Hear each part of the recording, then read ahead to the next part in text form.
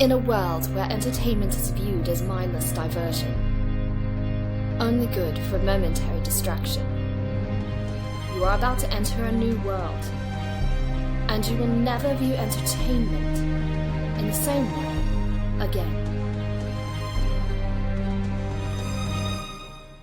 This is Popcorn Theology. Welcome, movie lovers and theology nerds, to Popcorn Theology, where we examine films for where they align with the greatest story and our greatest storyteller, discussing what to receive, reject, and redeem for common ground, fruitful conversation, and mindful movie consumption. I'm James. And I'm Miles. And we are looking at Avatar, Fire and Ash, directed by James Cameron, and starring, well, at least the voices and motion capture of Sam Worthington as Jake Sully, Zoe Saldana as Neytiri, Sigourney Weaver as Kiri, Stephen Lang as Quaritch, and the one actual person we get to see really in the movie, Jack Champion as Miles. He's not often in the lists. Yeah, Spider. Spider. Miles Socorro. Give us a plot summary, Miles. Avatar 3 follows the Sully family as they struggle with grief and division and escalating threats after Neytiri, the oldest son's death. Jake and Neytiri attempt to protect their children while tensions rise between the clans, within the clans, and between the natives and the RDA.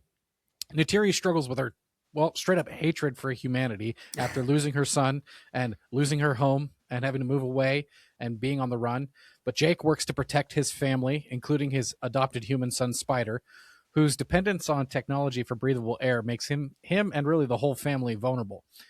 Meanwhile, in this movie, we're introduced to a new clan of Navi, known as the Ash People, led by the warrior priestess Varang. Varang? Yeah. Spider experiences a miracle, being able to breathe Pandora's air, which opens up a proverbial Pandora's box of cat and mouse chasing, where the RDA is after Spider, hoping to use him to colonize Pandora. Meanwhile, Quaritch is still trying to track down and kill Jake, and he partners with Varang and the Fire People, and the conflict just spirals and explodes into more battles, and some people get captured, people escape. Meanwhile, younger brother Loak is wrestling with guilt and despair over the death of his older brother. Kiri discovers the truth of her miraculous origins, and Neytiri is just confronted with her inner hatred of the Sky People and her adopted son, Spider. All of this makes for an interesting amalgamation of a movie, and the story builds toward larger battles and difficult decisions within the family. Avatar 3, Fire and Ash. There goes. And still pretty spoiler-free, so let's talk about our spoiler-free thoughts and our ratings. What do we think the movie is, Miles, in terms of just the popcorn ratings? Stale? Was it fresh? Or like the first Avatar, indisputably, was it buttered and salted? It's funny, you loved the first Avatar, buttered and salted. When I first watched it, I didn't like it very much. But for me, this is actually my favorite of the three. Even though the old one gets better of a rewatch, it's buttery. I just found myself kind of saying to myself as I watched this, I am enjoying this movie as I was watching it. It's beautiful. I mean, so beautiful that at certain points I forgot that most of what you see is CGI. It's really good. It's entertaining. And I guess what I liked is that the characters were not entirely predictable.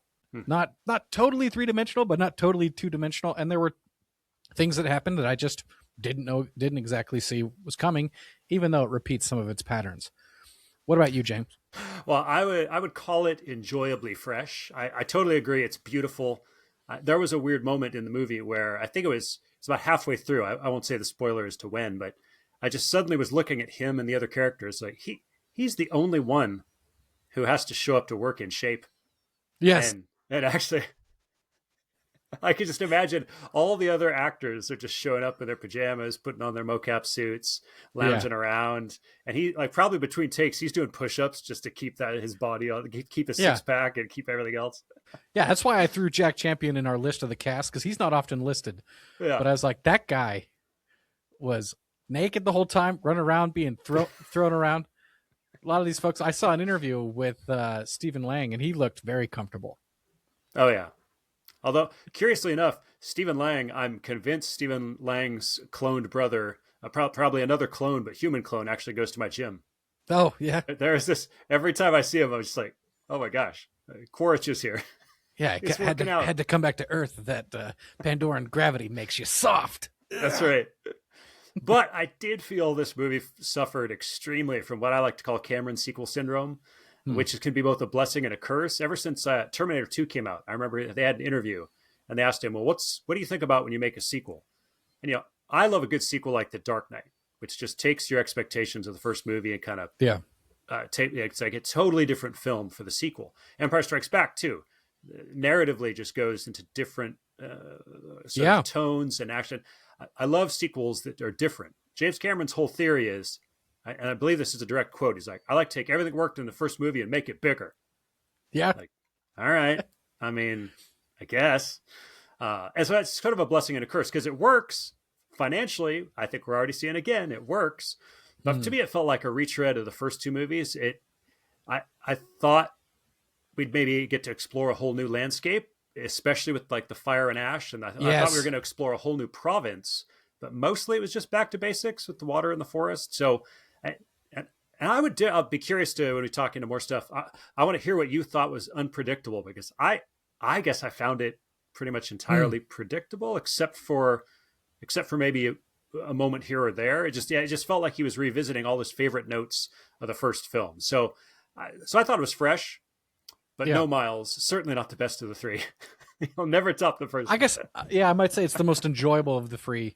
Well, we're going to get to it a little bit later, but the fact that he didn't rehash all humans, boo, Native American metaphor, yay. And we'll talk about that for sure. Yeah.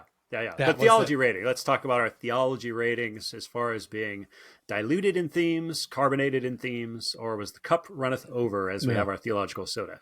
I'd say the cup runneth over, as the Avatar franchise plays with so many themes that really every moment has something interesting to talk about. And really, as a Christian, even though Pandora is explicitly pantheistic, the god Awa is beginning to look a little bit more like the biblical god Yahweh, which I appreciate. I mean, you have explicitly religious heroes. You have biblical moments paralleled, almost like shot for shot from some places, like in Genesis we might talk about.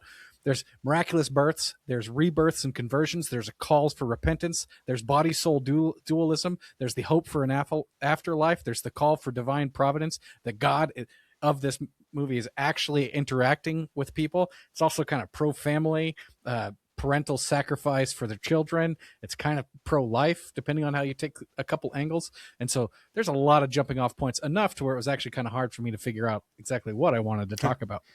It's also pro-male headship. The moment where she sort of deferred to him several times, I was like, wow. Begrudgingly, Taruk Makto declares it. I think it's begrudgingly sometimes, but that was fascinating to actually watch. So, but I'm going to say mostly carbonated, because the family stuff I'd say was probably the most unique dynamic, because of course the first film, it's just he and Neytiri, right? So to me, almost everything else, in fact, even your list, religious heroes, moments paralleled, even rebirths and conversions, like all the best bits to me were borrowed from the previous films. So it was definitely runneth over in 2009. I think I wrote a seven part blog on Cinemagogue back in the day. So now, to me, it felt like it's a bit diluted, but there's still enough. It's like, well, if you dilute runneth over, it's still plenty carbonated. So I'm not complaining. And they did have two specific characters that I'm really excited to talk about. Yeah. So enjoyed myself. We'll talk more as we get into spoiler stuff in a minute. But a few things I want to share before we jump into that. This episode of Popcorn Theology is brought to you by Claus Charity, an organization known for their unique approach to gift giving. And this charity partners with local artisans and craftsmen to create one-of-a-kind, personalized gifts for children in need. Claus Charity believes that through the gift of creation, every child can feel seen, valued, and celebrated. So please visit their website at beclauscharity.com. That's B-E, Claus with no E, charity.com. Donations are processed through Canada Helps, an organization with very low fees, allowing your donation to go as far as possible. That's probably the most important part. I hate when a company takes a bunch of fees out. So help share the gift of creation with a child in need this Christmas. or just after here before the new year with bclauscharity.com. Yeah, the charity works all year round. And if you want to support our podcast, even just with your attention, we encourage you to like and share this, even our shorts, our long form video, anything that you find interesting that might engage people from a biblical worldview. We'd encourage you to do that. Subscribing to us on YouTube or following us on any of our social platforms, and then throwing a rate or review for our podcast. Reviews drive decisions online and get attention from the great amorphous algorithm out there. Maybe we'll attach our hair USBs to it and see what it wants from us. And then if you really want to be transformed from one form to another, you could become one of our patron saints for just a few dollars a month. You can join this. You have finally come to life. You are with us forever now, or for as long as you pay a few dollars a month. The little glowing jellyfish come down to see you. No, it's a whole thing. Yeah, that's what. If you're listening to this podcast and a little flying jellyfish comes down and sets upon your device, maybe throw us a few dollars that way. Support the podcast. It helps us keep everything running, and you will get to vote on future episodes and guide the future of the podcast, as well as get exclusive access to videos like our In the Lobby series. Thank you for supporting our podcast and diving into the project of popcorn theology with us. Up in the sky, look! It's a bird! It's a plane! Cinemagog, The Marvelous Era. James Harleman here, the cinema guy, announcing the sequel to my first book on film and faith. Let's face it, entertainment has changed dramatically since the first book published in 2012, and comic book characters and franchises are everywhere. So I decided to set my sights on superheroes and examine the evolution of Hollywood in this follow-up to the first Cinemagog book. For example, what does Loki tell us about culture's view of God? Why does the Marvel Cinematic Universe and the Infinity Saga continually align with biblical themes?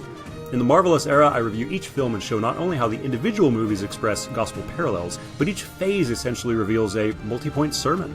I also explore DC, Star Wars, the Monsterverse, and more. Without compromising scriptural truth, we can sift these stories and discover how we might reject, receive, and redeem ideas for personal reflection and Christian conversation. Also, has Hollywood's messaging gotten worse? The book explores ways these marvelous mythologies correspond with conversion, Christian living, church history, and Reformation, but I do also highlight what has been the entertainment industry's darker, indoctrinating decade, as well as toxic fandom and the dangers of immersion in pop culture that just might drown us spiritually if we're not careful. So suit up, assemble, and join me on a journey to the Infinity Saga and beyond. Cinemagog, The Marvel Us Era. Now available on Amazon.com in paperback, hardcover, and Kindle editions. And we're back, dropping the spoiler warning as we dig deeper into Avatar, Fire and Ash. And they've also, I still noticed in the subtitles, they still use, papyrus font, but the title change has definitely abandoned. If anybody hasn't seen the SNL sketch about papyrus and Avatar, that's a must watch. Yeah, just because it's cheap doesn't mean it doesn't work. That's right. That's right. So it is time for Popcorn Thoughts. The spoiler warning is dropped, and we are going to get into all things Avatar. But first, Avatar in general. I did want to talk about and find out. You already told us now, so you think actually this is the best one? I still think the first movie still it's one of my top 25 films of all time. So it's hard for me to. If I wanted to chip away at the first, it was like a bit heavy-handed with environmental message. It felt gimmicky with the 3D goggles for me, like the shot where they hit the golf ball and move it out of the way. I remember just going, well, this is Ferngully and Dances with Wolves. And I don't think at the time I was prepared to enjoy it the way I do now. As I've gotten older, for some reason I've grown to like it a little bit more. And so in terms of watching it, number 3 was most enjoyable for me. I thought it was just it was just. So would fun. you go 3, 2, 1 then? Probably 3, 1, 2.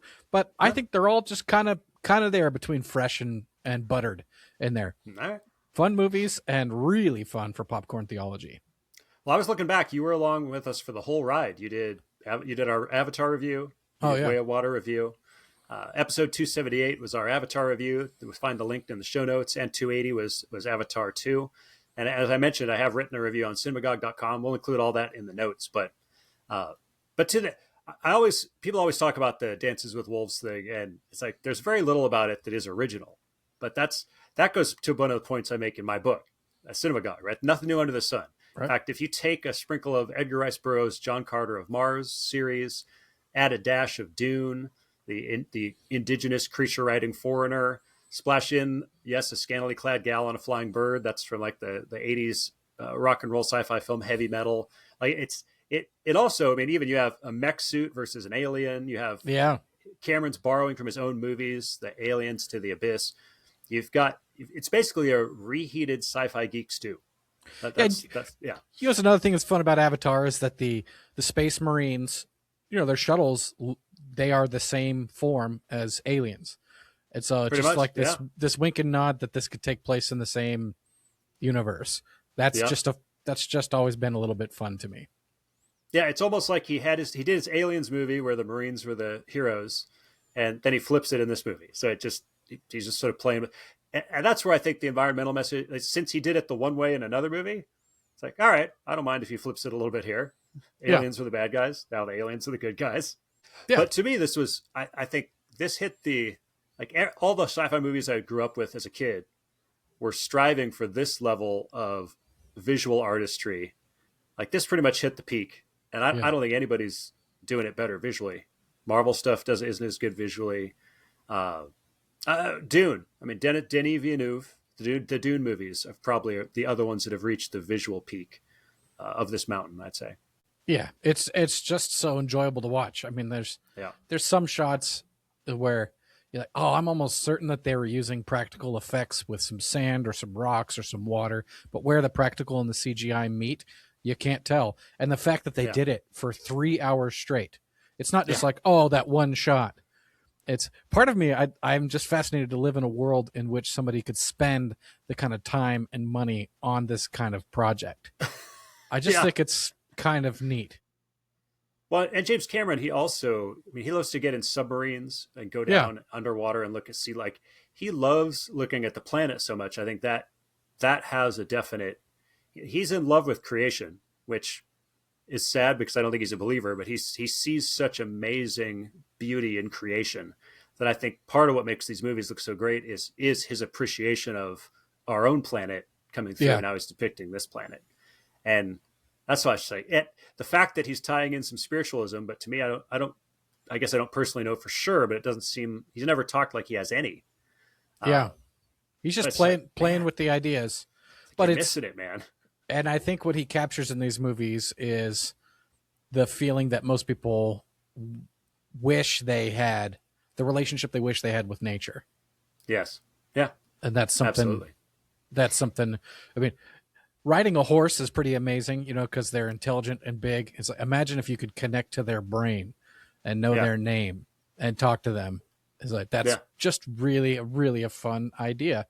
And it's really, these movies are all about, I think, what would it be like if we could really connect much better than we actually do, where human beings are destroying their environment in so many ways and feeling disconnected from the land. What if something was extreme in the opposite direction, and that you could have a relationship to the trees, the forests, in like a IU kind of interaction? Mm-hmm. It's just a neat idea to play with. If you have your biblical goggles on and know how to receive, reject, redeem, you know? I remember my wife and she had just had a surgery, so she was laid up for a long time, and we watched all those Planet Earth videos. Yeah. The series Planet Earth, and there's a couple more very similar. But nobody had quite captured our planet in the same way. This feels like watching that. It's like they sent the Planet Earth BBC video team to outer space. Yeah, like the after credit shots of the Pandorian otter. They probably spent $1 million to have that cute little Pandora, like this otter playing around on the screen, just for a little kick at the end. And I think it's just kind of amazing that we live in a world in which we can pour hundreds of millions of dollars into seeing such interesting visuals, and that is an achievement, whether the movie is particularly great or original in one way or not. And so, yeah. Anything else fresh you want to mention before I play, let's see, Varang's Advocate and crap on Pandora a little bit? Yeah, I think it's fun that that Cameron has developed what I call him, Darth Quaritch, the quasi creature, as a parallel for Jake, and Neytiri and Varang are good parallels for each other.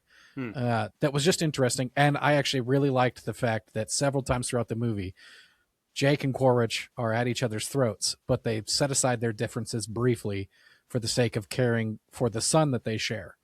And just think about the relationship. The human son of the previously dead person killed by Jake's wife, who's now had his memories placed inside of his avatar. So it's not really his son, but the memories and the shortcomings of the past. Quaritch wants to make up with Spider. Meanwhile, Jake, it's not really his son, and he belongs to the Navi, but he's got Spider as an adopted son. Not just like, and so you kind of, it's one of the times you need a diagram. Deconstructing fatherhood and fracturing it between these men was kind of fun. And I loved the point when at the very end, Quaritch is holding Spider off the edge of that rock. And he's like, if you hadn't shot me. It was just, I thought the interaction between the two of them was fun and a little different between hero and antagonist. And then also the movie tries to grapple with something very human in terms of the way people deal with grief and loss and the temptation to become cruel when God has dealt you a rough hand in life. Yeah. And so it's just a buttery, enjoyable movie for me. I kept wanting to pick it apart, and I thought, man, maybe the same Miles who watched the first Avatar would be really ticking his nose up at this movie, but I just found myself enjoying it. And so that's why it's buttery for me. What about you, James? So we're just on slightly different tracks. We're like Quaritch and Jake. Well, we won't say who's who. Although Quaritch was older, but I guess that makes me a little bit. Quaritch is a lot younger. He's like a month old. He's grown in a canister. So no, to me, the movie felt like when you hang out with some old acquaintances, or maybe when you go with we have like a family reunion, a bunch of the old cousins and relatives are there. Everybody's kind of saying their old catchphrases. Everybody's doing their thing they normally do. You're playing the games you normally do.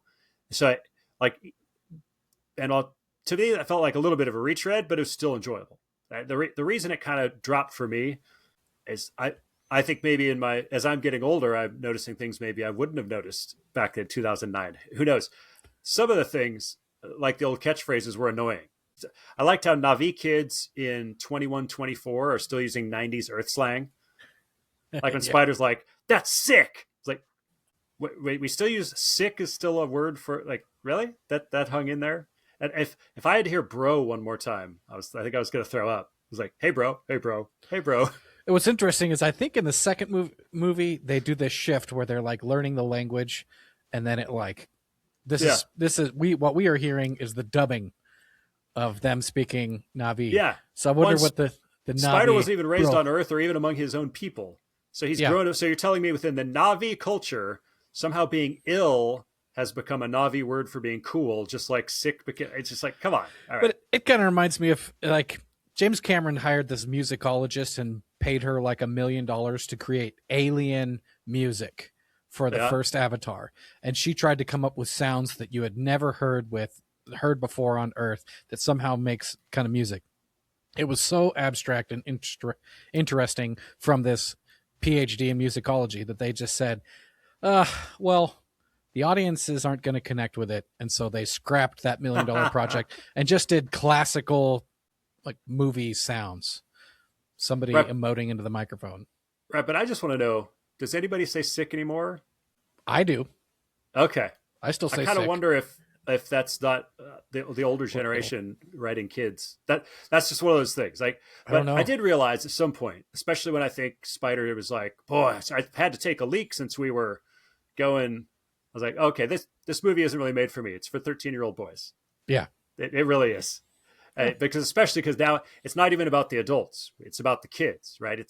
I kind of miss Jake narrating from the first film, because now it's his son narrating. So it kind of had this kid thing to it. And what was frustrating to me is the most interesting things I wanted to know about weren't narrated. Like, what was that gravity well thing all about? Yes. Like, what was that? I mean, it makes some sense because they had floating mountains and stuff. Right. The amount of forces that had to be exerted on Pandora had to be incredible. But the science characters in the first film, and or Jake, because Jake had he had a recording he was making as he was going through all the different things. They would explain the physics and dynamics of the world, and even some of the creatures, like how the creatures worked, what they did. And here we get narration more of the people's feelings from the kid, but feelings that I feel like the story told us, so we already knew. But the visual spectacles and the way the planet worked, and like the water, or like those weren't explained. 3 movies in, we still don't even know the other clans. Yeah. Like in the first movie, he rallies the clans, and you see all these leaders of different clans. 3 movies in, I don't even know their names. Like, come on, guys. Like, it's something like the most interesting things are almost in between the scenes. Yeah. I mean, one thing, he had the room to do it in this movie because he broke Avatar 3 and 4 were supposed to be one movie that he broke apart. That's one reason why I think the end of this movie felt like a bit of a loop, like that revisited territory, was because he was trying to create a climax out of and resolution out of the middle of a movie. That's why I think it just ends with Spider becoming one of the people. That's the best happy ending you could have. Yeah. And so, yeah, he had the time to do it. It wasn't obvious from the first Avatar whether those different clans were just family that was far away or whether it was an actual different culture. In this movie, you actually get an answer, is that it's kind of possible that the Navi have different culture. You did, like the traders, they were kind of interesting. You know, that's kind of how real life traders are. But how did those ships work, and what were those creatures? Yeah. And you could have had the trader guy explaining it to one of the kids. It felt like the things that to an adult would have been interesting, they kind of bypassed and just had more the kid characters being silly or having problems. I was like, I hear you. So it felt like it went down a couple notches audience wise, but I mean, I get it. Kids are going to see the movie. So, and it is sort of the fact that it's focused on family and everything else. Like, I like that 13-year-old boys are enjoying this movie. And what was it with the first? So the first movie came out how many years ago? 2009. So that would be 16 years. Yep. Wow. So you got there's 13-year-old boys that are seeing it that weren't even born yet when the first movie came out. And that's why, it just feels like everything bigger, right? The Tulkun dude was outcast in the first movie. Now it's like, oh, he's outcast again. They're like, the one whale came to the fight. Now all of them come to the fight. Oh, Awa won't get involved, just like in the first movie. Oh, now she will. Now she will. Yeah. Kid goes off on his own in the first movie. The kids had to go get him. So it's just like that. They got the kids, just like in Way of Water. So I guess to me, the best bits, even though on one hand, I wish they hadn't brought back Quaritch at all, because it kind of cheapens his death in the first movie. But since they did, I'm glad they did, because he's the most interesting thing in this movie. He and Varang, to me, are the most interesting things in the movie. And Varang, I think, could have been the most interesting thing, except they focused more on Quaritch. Yeah. And one of the reasons I loved Varang and her people was it destroyed that myth of the noble savage that the first movie perpetuated. I'm just going to say it. Yeah. Yeah. I mean, that was the thing that I was completely surprised with. Yeah. Is like that Pandora is not some everybody's inherently peaceful people. Yeah.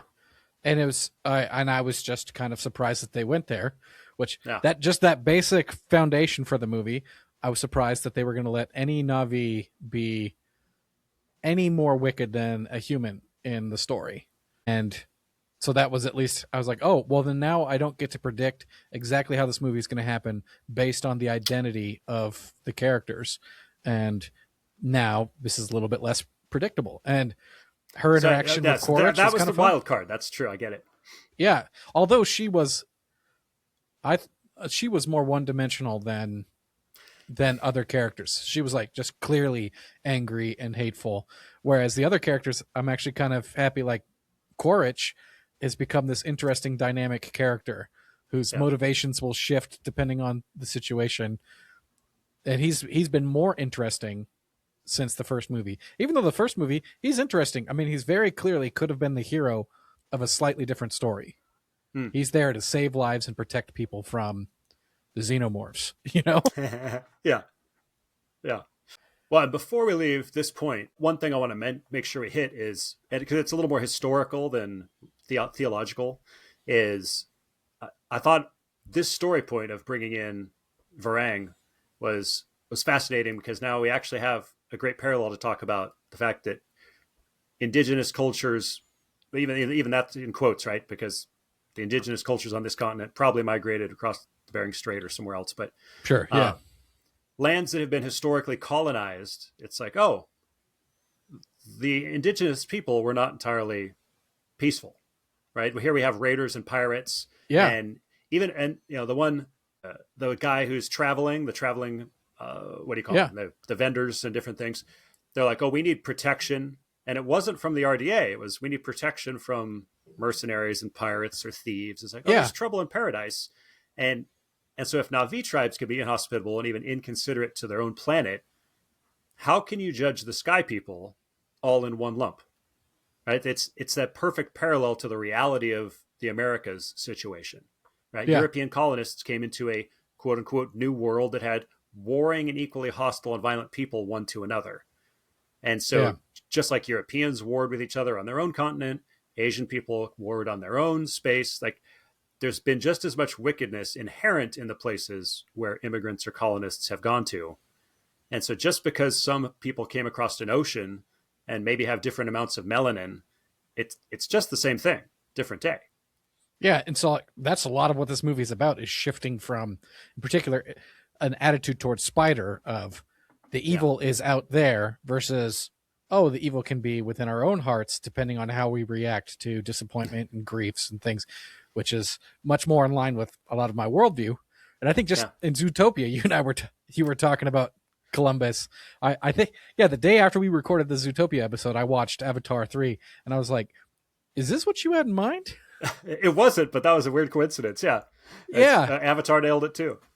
Yeah, and the fact that the way in which the Aztecs were taken over was through these kind of deal with the devil kind of situations where you dealt with a few other tribes who want to take down this other tribe, and who's really the good or bad guys was not always as clear as it's been made out. And so that was, again, I was like, I can't believe that they showed this part of culture clash in our cultural moment. Well, and not to mention the fact that the prominent family theme was the fact that it was actually the indigenous person represented by Neytiri. She has to give up her stereotyping prejudice toward the pale-skinned colonizers and actually accept Spider for who he was, and not harbor hatred because of his lineage. It's like there's a pretty fascinating talking point in our current moment too, where that's Cameron's got some messaging here that runs pretty countercultural, even if he's not, even before we talk about spiritual side of things. Yeah, when it couched inside of a narrative that when Avatar 1 came out, it's like Western world industrialization and boo, evil, it's rapacious, it's mindless, connection to the earth, Native American metaphor, good, right? And then within that, he told this developed story about culture clash and prejudice and the way in which our own pain will lead us into a life of hatred. I thought, well, that's awfully interesting. One of the reasons why I thought this movie was more fresh. Well, and sometimes movies come out in different cultural moments, right? Because I remember my pushback to the first Avatar would be, I think it came out at a moment where that was a really heightened issue. Yeah. And so just like sometimes a movie will come out when women's issues are heightened or racial issues are heightened, it came out at a curious moment where everybody saw the narrative that black and white. What I saw was military bad. Oh, yeah. But all the human scientists were actually, so the Navi were lauded, but also human science and people actually interested in progress and technology were lauded. It was corporations and military bad. Yeah. Humans interested in progress working with, right? Even the way that Sigourney Weaver's character viewed the planet more like a computer network than an actual god. Like to me, it was segmenting different types of, it wasn't quite as it was more complex than I think some people saw it even then. So even now I can say, yeah, it's weird that in this moment, Cameron's muddying the water yet again, or even more. I mean, I was in college when the first Avatar came out. Yeah. It's like professors would be like, people like me, good. because we're intellectual and we want to connect with the business world. Bad. That's right. And I got a little bit tired of that message. Yeah. Now that I'm a little bit more separate from that environment, I can appreciate it a little bit more for what it is. And we bring a lot into the way we see movies. One, to me, that's just another form of the mindless consumer, right? That's a secular professor is just watching Avatar and seeing what they want to see in it, and not necessarily looking beneath the surface and giving it the deeper thoughts. But as if on cue, let's go ahead and dive into some theology and maybe just start broad. Because I know we talked about this in each episode, but a little bit about Pandora and setting the stage is probably a good idea. Yeah, so part of the reason why I like watching these movies is that it opens up the conversation for all these theological ideas. And the Avatar world building, just itself, just if you describe that world, opens up good conversations for theological jumping off points.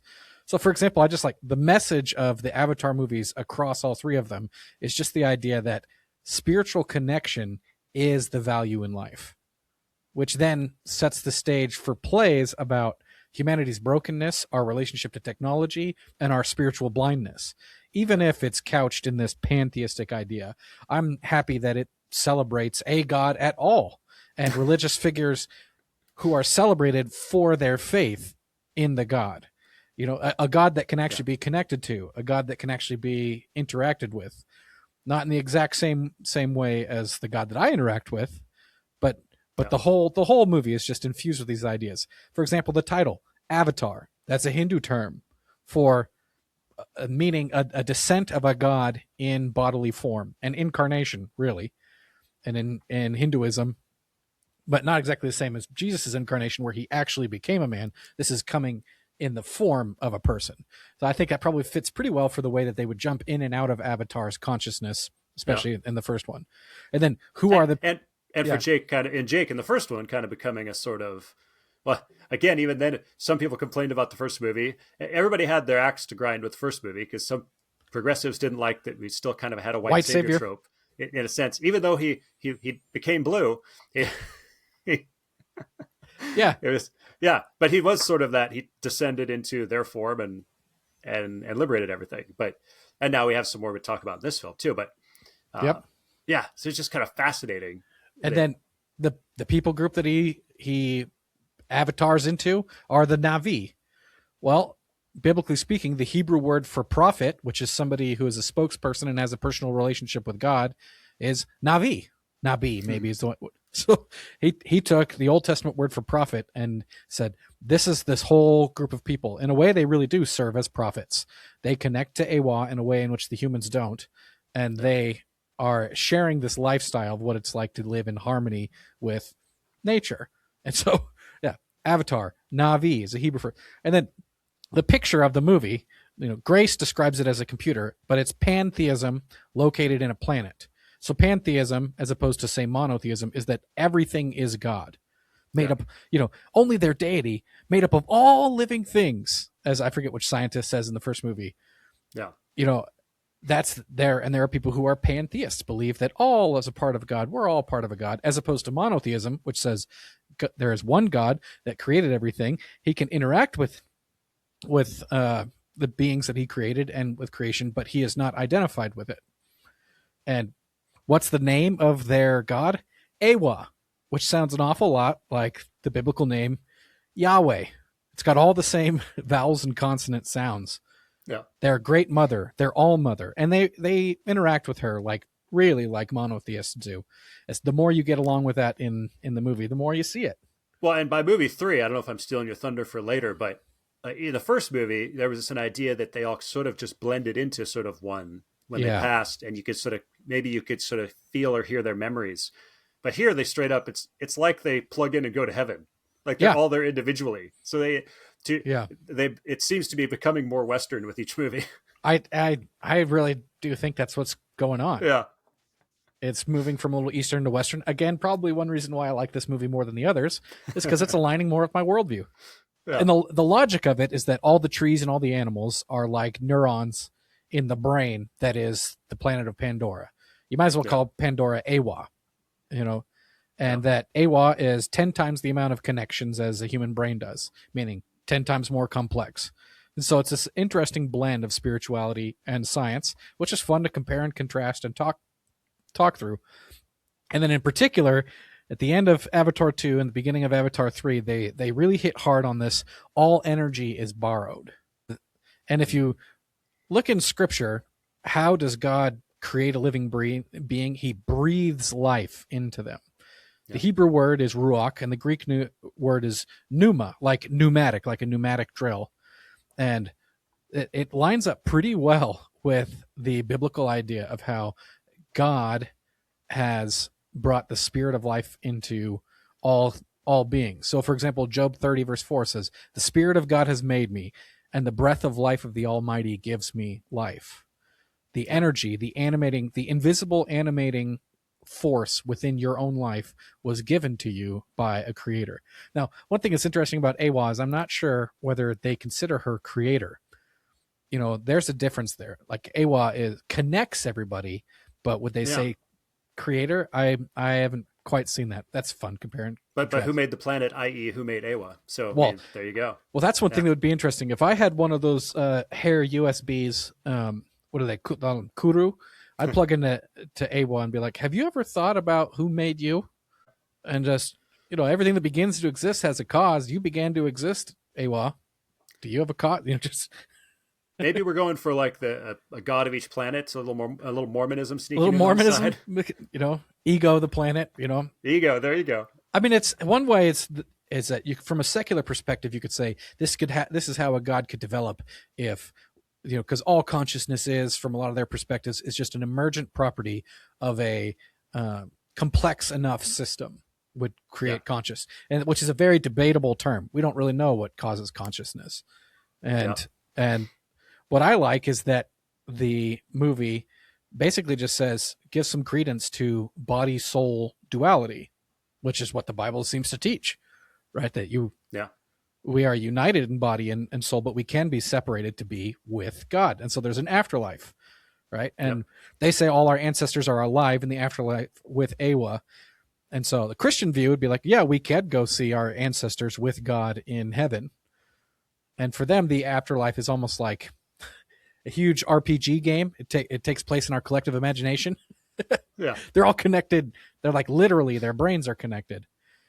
But it's just some really interesting stuff. And then, of course, in the last two movies, another theological jumping off point, there's a miraculous parthenogenic child. Now, wait, what? Parthenogenic child.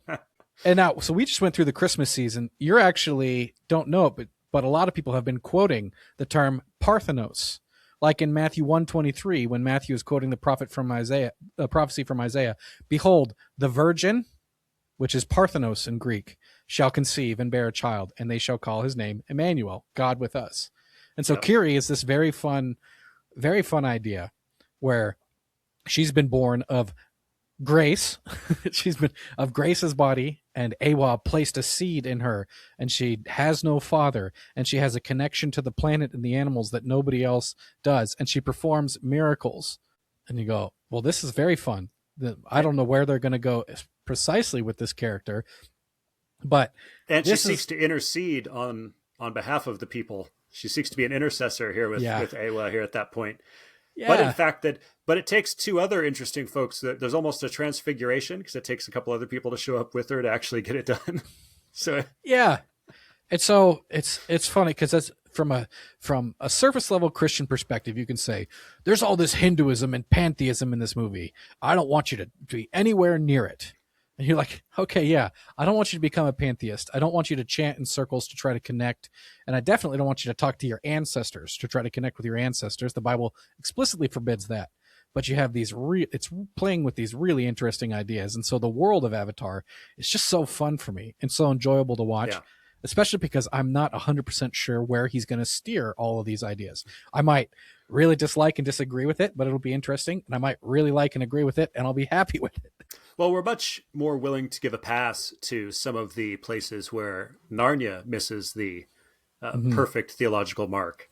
And we're even willing to give Tolkien a lot of latitude and grace with Iluvatar and all the different aspects of Middle Earth, which cling to Western Judeo-Christian kinds of values, but don't have any direct parallels. So to expect a movie to do that just because it's James Cameron instead of a professing Catholic or Protestant, it's like, well, wait a minute. This is actually where I broke with Mark Driscoll back in the day. We were both at Mars Hill Church back in 2009. And I remember I was at a different campus. So this movie came out and I started my epic 7 blog thing. I actually quoted C.S. Lewis, but talking about creation or talking about different things. And meanwhile, then like the next Sunday in his sermon, he found some way to correlate and bring in an Avatar. And just I remember that clip. He said it's the most demonic movie I've ever seen. It's got false gospel, false rebirth, And I was like, oh. Now at that point, we weren't relationally close, so we never actually had a conversation about it. But it was just funny how even within the same mega church, like two pastors in 2 different places had the extremely different reactions. But this is the same thing that happened when The Matrix came out. Yeah. Half of Christendom was like, this is Buddhist garbage. Half of the people were pointing out all the Christian parallels. This goes all the way back to Star Wars, where people were saying the Force was Eastern and bad and sort of Hinduistic and Buddhist. And other people were saying, yeah, but look at the journey of Luke Skywalker, and he's redeeming sort of this first father, especially as we get to prequels and see sort of Anakin or the Adam fall. So this is where it's important to be a mindful consumer and realize, a Christian can go in and be edified by redemptive aspects, or we could just be angry about all the places a secular story doesn't perfectly mirror Scripture. Like, well, what were we hoping for again? So. Yeah, just watch with your spiritual eyes and ears open, with your Bible open, and we can have some fun and maybe even connect with people who wouldn't have darkened the door of a church. Yeah. But you will say, you know how you're hungry for a rebirth, for some kind of connection to God? Are you feeling alone? Are you trying to deal with your own grief? Do you wish you could be on Pandora instead of Earth? Yeah. Do you, as Paul says, does creation around you groan for its redemption, to be set free, to be what it was really meant to be before it's been subjected to sin? Yeah. Yeah. That's what it's connecting to. Romans 8, I believe, and so we get to dive in and engage. And so I know that's basically our refresher of the whole series, but that is one reason why Avatar is so much fun for me, because James Cameron, whether he's a serious believer or not, is playing with some really fun ideas in a way that I think could help bridge people, connect people. It's a visual conversation about spirituality. So I hope to not connect to that and be a part of that conversation. That would be bad. So that's a good shift gears then. Let's shift away from talking general, and let's get into some of the more specific film aspects of this part of the story. And maybe I'll just jump in first, because I think we actually shared a lot of the same ideas. Yeah. Because one of the themes that stood out to me was spiritual blindness, and that was really shown pretty explicitly with Quaritch, and maybe most explicitly right at his very end, as he just sort of says, "See ya," and pops off the floating rocks, and basically seems to commit suicide. That seems like what happened. I guess we haven't seen a body. Everything's always suspected. Yeah, but a skeleton is reinforced with naturally occurring carbon fiber. That's right. That's right. But he'll be back. At the end of the day, Varang and Quaritch, they both refuse to recognize the truth around them, but for different reasons. Quaritch, he seems to me, and maybe you got a different take around it, he seemed the consummate materialist. Because all he sees the world is as material and the now and what he's taking. And yet he follows a similar journey to Jake in the first film. Yes. He meets a blue Navi hottie. He goes native, even the general even accuses him of that. Ultimately blows off his superiors and maybe blows a few away and humans by the end. And yet at the end of all of that, it's like he charts his own path. He leaves the old. He's now, but his new includes no love for Pandora or Awa, no, I think really ultimate appreciation for things around him, except enjoying his newfound gang of people. Yeah. And it's like he's someone who's never had a higher calling. Like at most, he's had sort of the calling of the military, but even in that, he was more of a mercenary. And then he doesn't seem to appreciate. He appreciates his sons. There's a sense like maybe he appreciates family, or he's getting a growing appreciation for family. But so Varang's a more classic example of somebody who's been hurt by their faith, or sort of maybe lost the faith. But this just seems like Quaritch is somebody who's never had it, just never had it. Yeah. And it reminded me of 1 Corinthians 1:18, where it says, the word of the cross is folly or foolishness to those who are perishing. But to us who are being saved, it is the power of God. For it's written, I'll destroy the wisdom of the wise, and the discernment of the discerning I will thwart. Let's think back to the first movie when he's trying to impart wisdom to Jake. And he's a man of the world. He's seen a lot. He's got his scars. And now his essence is preserved in this clone. And so but his wisdom, it ultimately it doesn't go beyond anything. It doesn't go beyond this life. And he's thwarted at every turn. And as a theologically reformed guy, right, I believe God changes hearts. I believe he opens eyes. I believe he makes the blind see. I believe someone can have the exact same experience as me, just like Quaritch has a very similar experience to Jake, and have all the same lessons laid out for them, all the same examples laid out, and they get the same external call, but there's just no inward change. Yeah. People don't reject the gospel because it makes sense to them. They reject it because it's foolishness to them. It's one thing that's just shook me for the last, like 2 months or so. A little while ago, I preached on Matthew, I think it was 21, when Jesus goes into the temple. And he's cleared the temple, and they come up and they ask him, by what authority are you doing these things? And Jesus is basically saying, look, you've seen the miracles. You've heard me teaching, and really, you are so earthly focused that you are closing your eyes to what's right in front of you. In John 5, he says, you search the scriptures thinking that by them you have eternal life. These are the things that testify of me. It's like, and I think it's 3 times in the movie, Jake confronts Quaritch and says, you have the eyes. It's time to open them and see what this place holds. You're more than that, which is just this strange bit of compassion.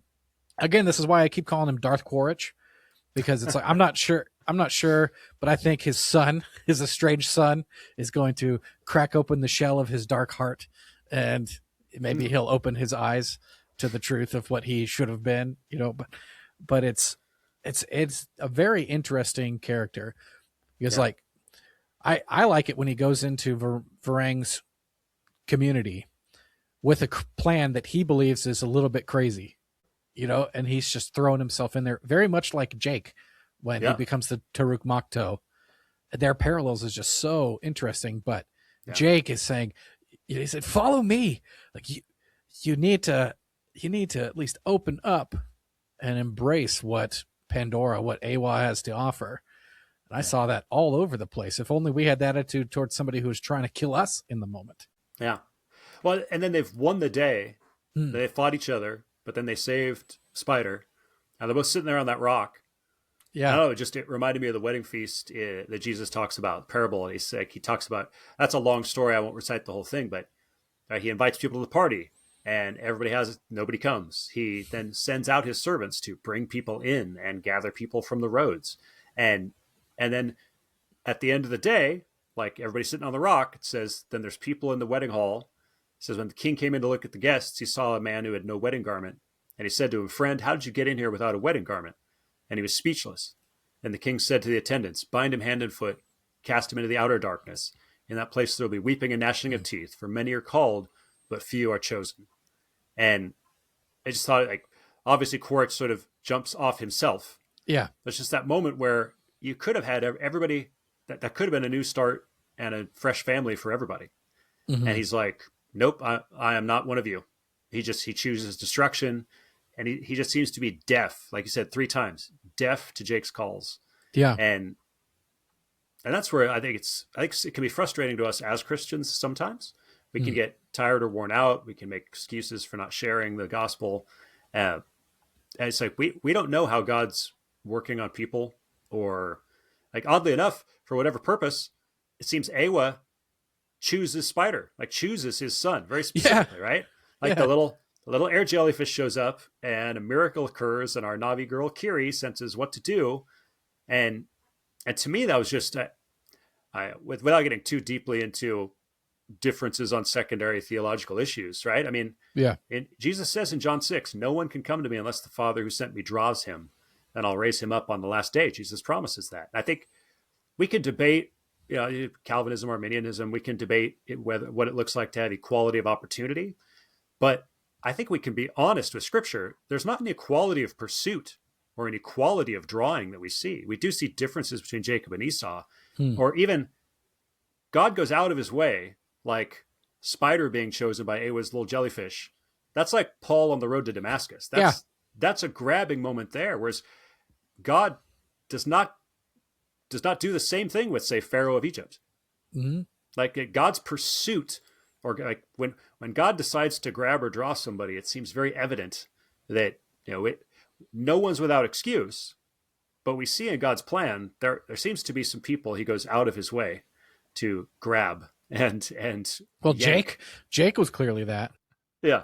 The thing that kind of throws me off in my theology of Awa is that the opening moments of Avatar 1, Jake says that he has this dream about flying, and it's shots of Pandoran sky.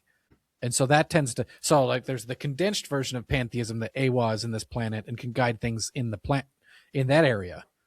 Yeah. But Avatar 1 kind of implies that there's a grander drawing of him that brought him through his brother's death into the Avatar program, into almost being shot by Neytiri, Yeah.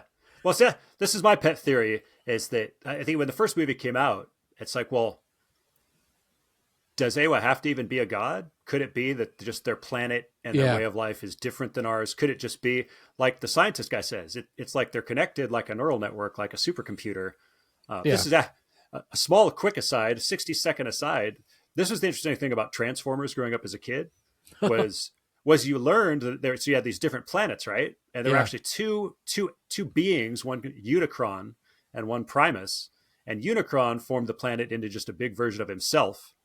But Primus made Cybertron, and just basically he created beings to basically be like little images of him.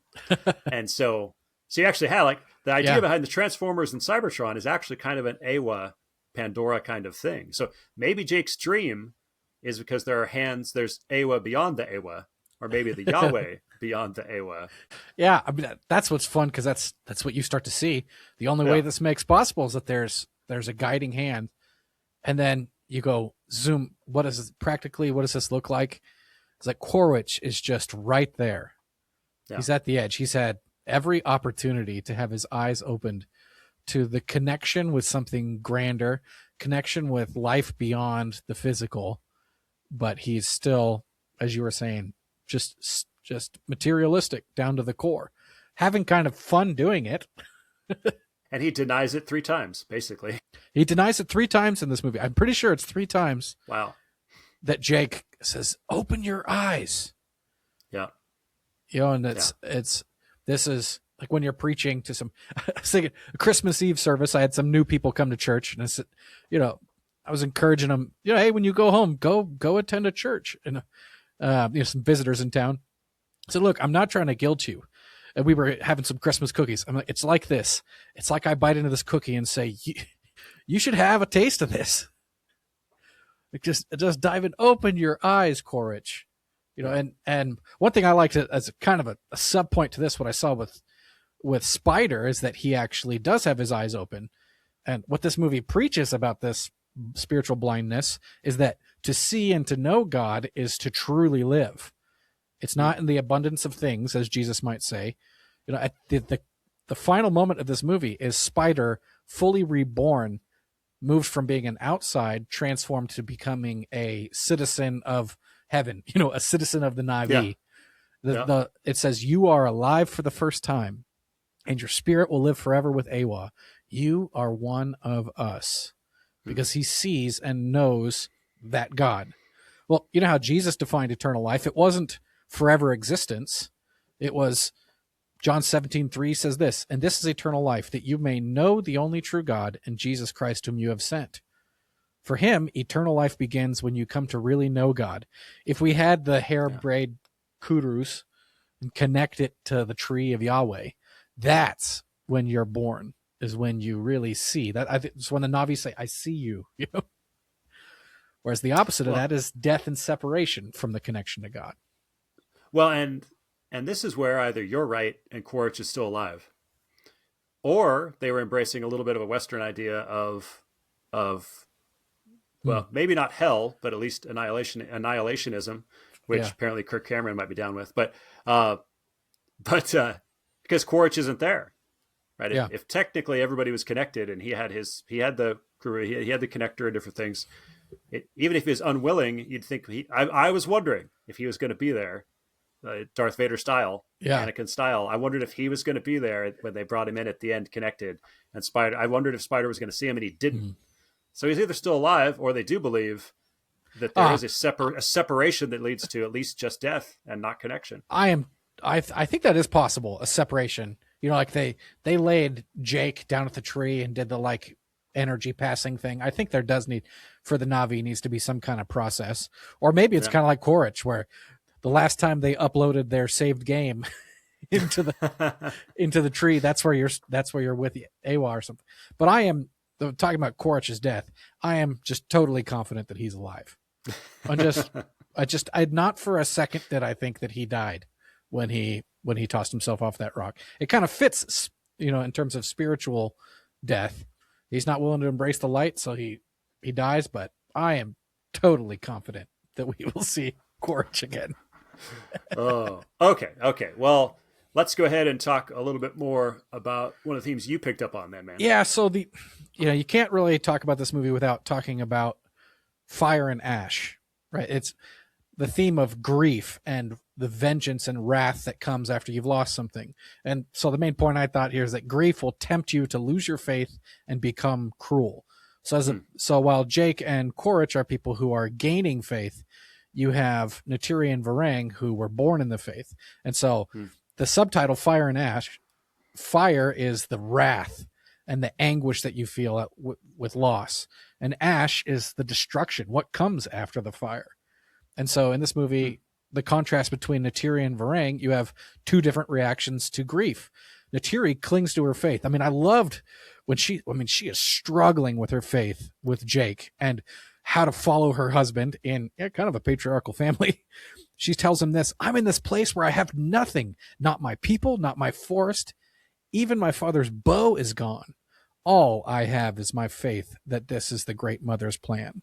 That was definitely, of all the moments in the movie that were really poignant. And that was probably one of mine. And it wasn't like, I have this strong faith. It was just from brokenness.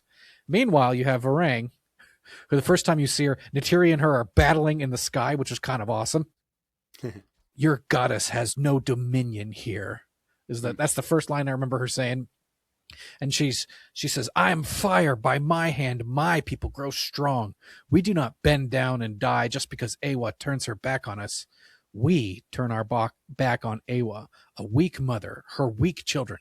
We do not suck on the breast of weakness. So she has, in the face of tragedy, losing her people to a volcano, losing everything, as Neytiri was saying, her response is to shake her fist at the heavens and say, I, in my own strength, I will be strong and I will do things my way. And so, again, it's refreshing to me to see a hero of the movie is a religious mother of a large family clinging to faith. And the villain is an angry ex-believer who has deconstructed and is trying to destroy faith. She's getting high in a tent, you know? Yeah. Like her modes of religiosity She's gone to Burning prayer. Man.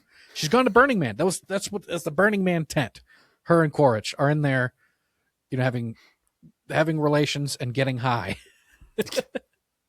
And between Neytiri and Varang, I kind of saw a Cain and Abel parallel, you know. Cain and Abel offer sacrifices to God. Abel's sacrifice is accepted. Cain's is not. God comes to Cain and says, you know, you're so angry about this. You know, why are you so angry? Why is your face fallen? If you do well, will you not be accepted?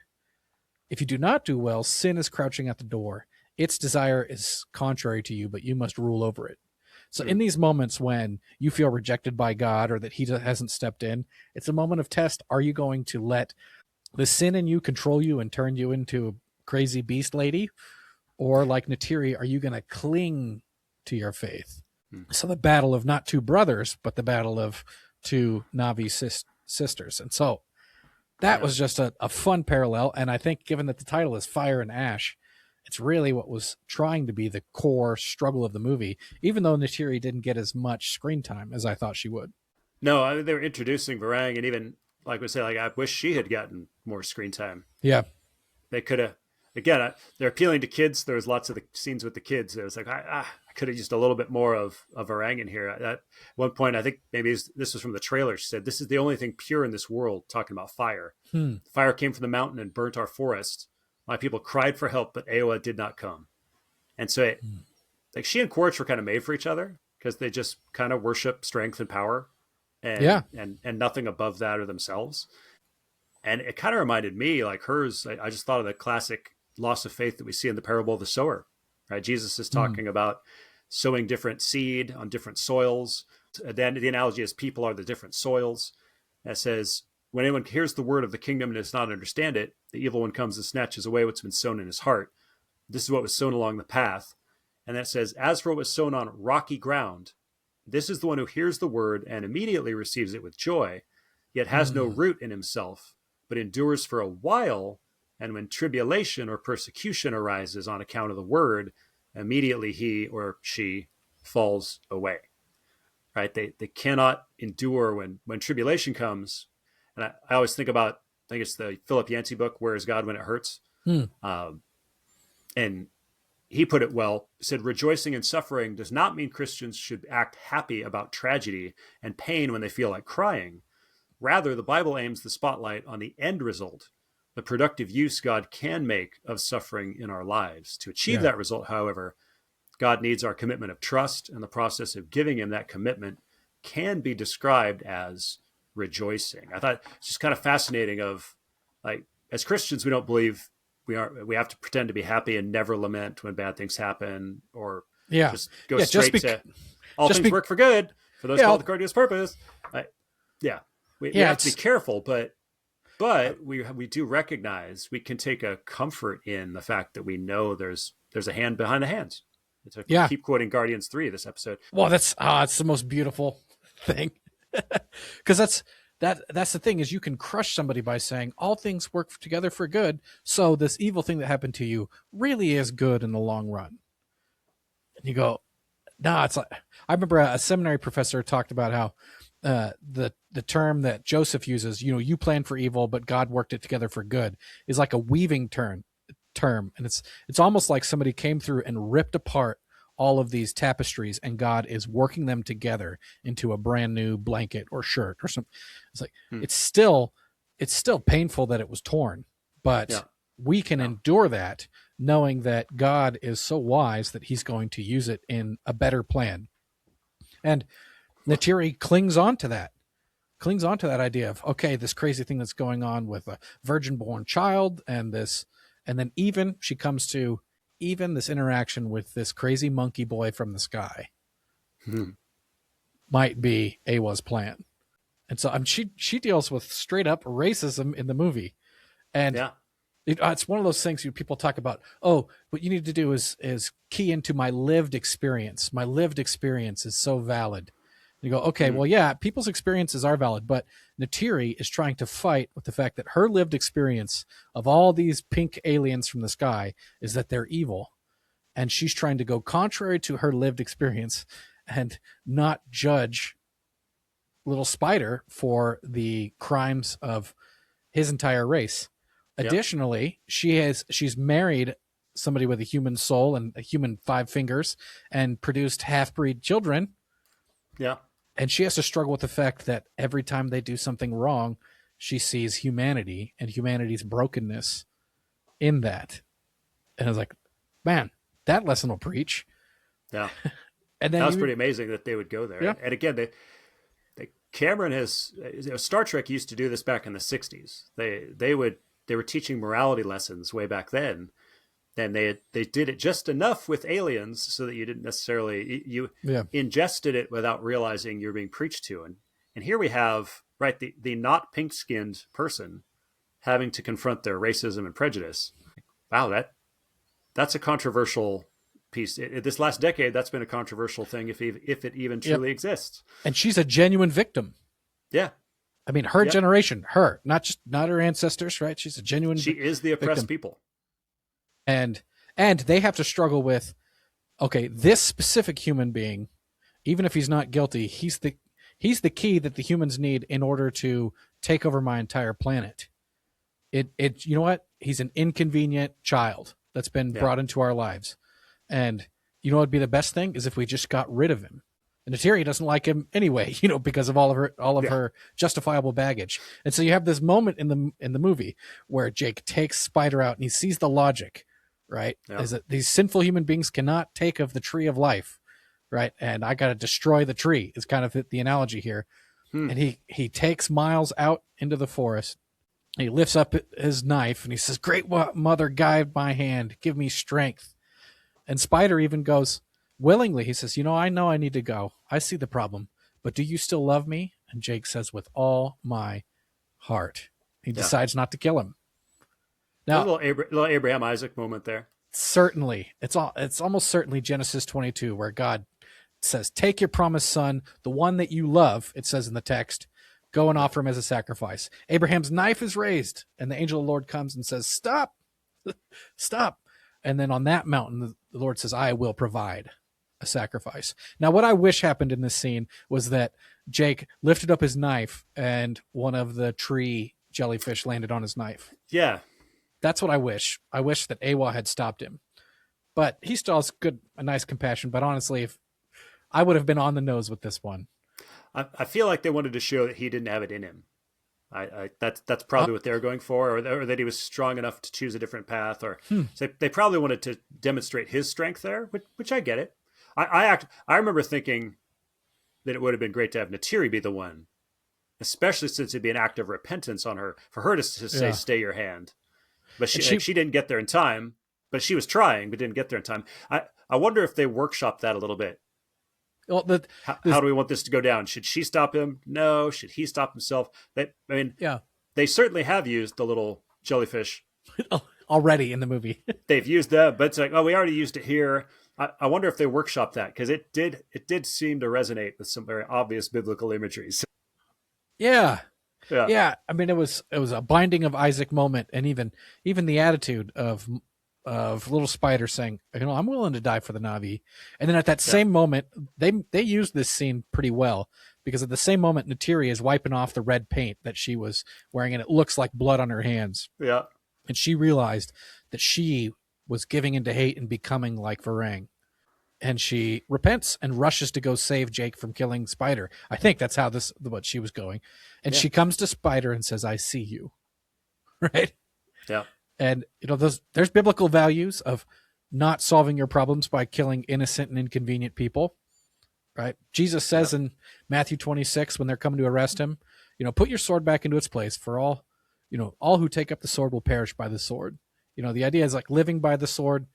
We're not going to accomplish our good deeds by murdering people.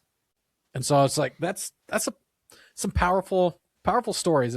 That's why it became kind of my main thrust of talking point, even though could have talked about a bunch of things. I guess, in the end, one thing that's sad to me is that you have that lesson on one hand. On the other, Loak convinces all the Tolkien to go to battle. And we're supposed to really be happy, that they finally went to war. And I'm happy because they should be fighting back. But it also made me sad at the same time, because their peaceful culture kind of had to die for their own survival. Right. Similarly, Jake at the beginning of the movie is saying, a father protects his family. It's what gives him purpose. And that's why he was willing to let go of being the great Toruk Makto, just to run away and take care of his family. But he had to let that idea die for the sake of fighting back against the evil human beings. And so you see this there's a tension there between like getting down and dirty to solve your problems versus having a moral code that's not willing to kill Spider to accomplish their goals. So that's interesting. I didn't reflect on that at all when I was seeing the movie. So I'm thinking about it as you're saying it, because I think I was just, I get upset at ignorant pacifism. Yeah. Yeah. Like when somebody comes in to kill or assault my wife, and I won't lift a hand against them. Like, well, wait a minute.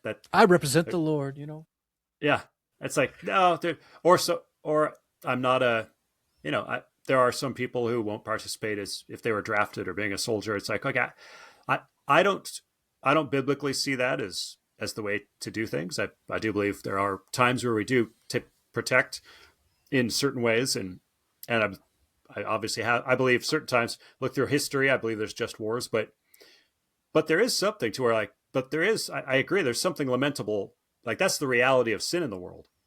You think about this, I think that's kind of what I was. Tulkun race. This Tulkun race basically has moved through the ocean for generations and generations, basically not knowing sin, effectively, right? I mean, so much so that they were willing to die to not Yeah. be predators, to not be murderers. They would rather die. And it is just a little bit sad to me that they got brought down into the muck of this war. Yeah. And that should be sad. Just like, as much as we love to see Jake take up Taruk Makto again, because you get to see the cool flying dragon, this came out to say, you realize, like, this and How to Train Your Dragon came out almost the exact same time. We got to see people flying on big dragons a lot. But even as you're happy to see him do that, but you're right, it would be better if he could just love and care for his family. Like, it's the reality of sin and everything, an incursion in our world and the brokenness that even makes that necessary. So it absolutely should be, like, it's sad that has to be done by anyone. Yeah. So by principle, he doesn't want to murder to achieve his goals. Absolutely. But he's forced to face this reality. I mean, there's even something, this movie also moves a little bit beyond Avatar in that the outsider has something to teach the Pandoran people on how to survive and thrive, right? Yeah. Loak convinces the Tulkun to fight, and Jake convinces the Navi to pick up weapons, explosive arrows and such. And there's at least a little bit of cultural exchange, and they need each other in order to survive. Well, and it takes Kiri, who seems to be from Sigourney Weaver's consciousness, and a Sully half-breed child, and Spider, to the three of them to even persuade Ewa to say. I was thinking about that after we walked out of the film. It's like, none of them are like, it's not like a Navi, a human, and a half. It was like, they're all not pure, quote unquote, pure Navi people. They're all the other. Yeah. Kind of appealing to this thing. I'm not their sure. Their moment of unity. Yeah. Is appealing. There's the role of intercessor throughout Scripture, somebody who stands between God and wicked people, and creates peace. Yeah, I'm not even sure exactly what they were getting at in that scene, and what was up with Ewa's, I don't know what Ewa's emotions were or thoughts were in there, but said, yeah, I'll help you. I'll send the squids to go kick some tail. Yeah. And just the squids, though. That's another one of my frustrations. We met so many cool creatures in the first couple of films. I felt like we didn't get enough new creatures in this film, but whatever. Maybe there's just too many. You got to watch the budget somewhere. The post-credit otters, those were cool. Yes, we needed more otters, or we need to see them go feral. Zootopia crossover. Well, maybe our listeners could tell us if they had thoughts on the weird trio and what that symbolically might have meant to sort of turn Ewa's head, or have them sort of turn their face toward them and do that. Because I could grab at things, but nothing really fits. So I'm curious what other people thought about that. But maybe for us, it's time to go into the lightning round, the ash and fire round. Let's do it. And wrap things up here. What are some things we need to reject from this film?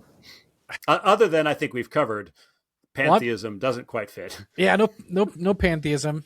Don't start syncretizing your Avatar fantasy worldview with Scripture. And don't go in and try to do the meditation circles and contact your ancestors.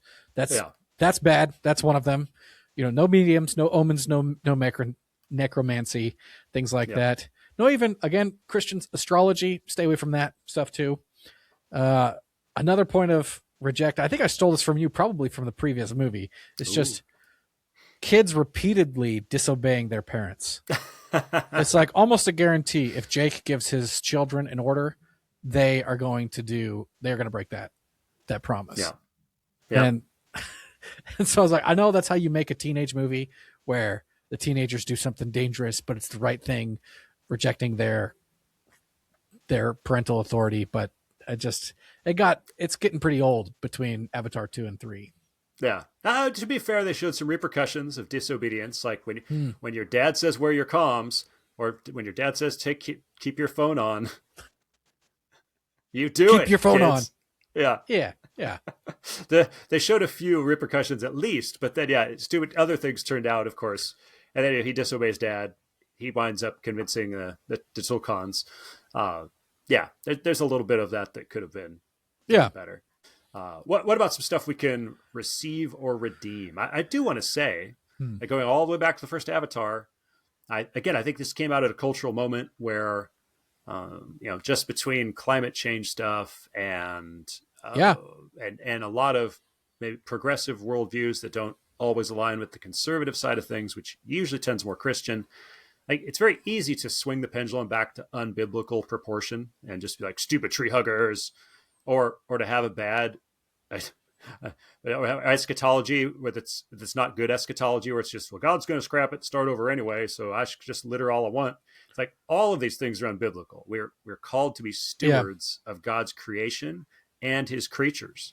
I mean, and I know that should create positive debate, whether we're talking about cage-free, kinder treatment of animals, but like all that stuff, those shouldn't be things we get upset about. Those are things we should be looking forward to as Christians, like stepping into positive conversations about, okay, how do we?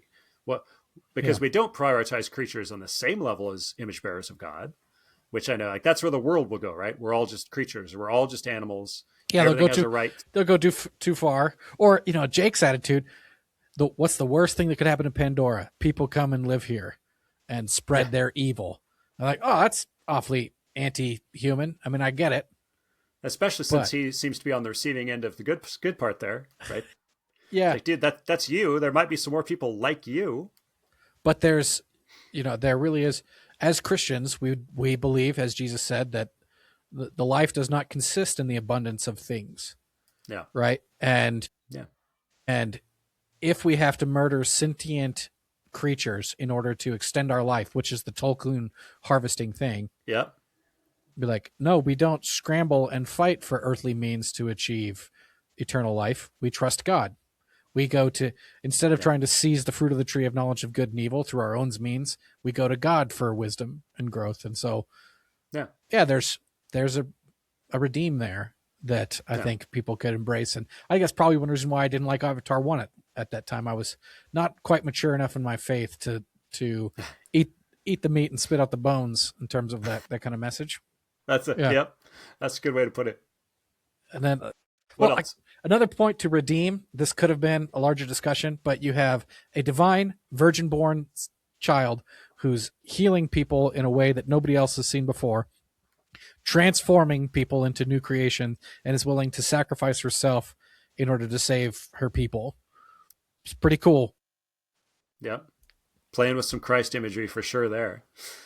And then, just again, it's kind of nice to see a movie extol the virtues of body-soul dualism, that this life is not all there is, that there are actually things in the world that are worth dying for and are less important than being connected with God in the end. That's pretty cool, but just not the pantheistic planet God, the monotheistic creator of the universe. But it does encourage some imagination and wonder, right? I mean, like, that's because there are times we probably sit and think, right? If for those of us who have lost loved ones or know someone who has, it's like, what is that day of reunion? Like, you see the two brothers just enjoying the company of one another in that place. It's like, certainly it's very different in the way it works out in God's kingdom economy, but those reunions can and will be had.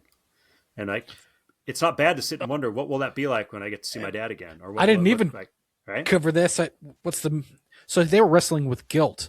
And I think several times in this movie, they said that the water clans believe that the ocean washes away your sins. I can't remember if that's Avatar 2 or 3, but that's a big one. And it just reminded me of, I think, the Apostle Paul movie that came out where Jim Caviezel is playing Luke.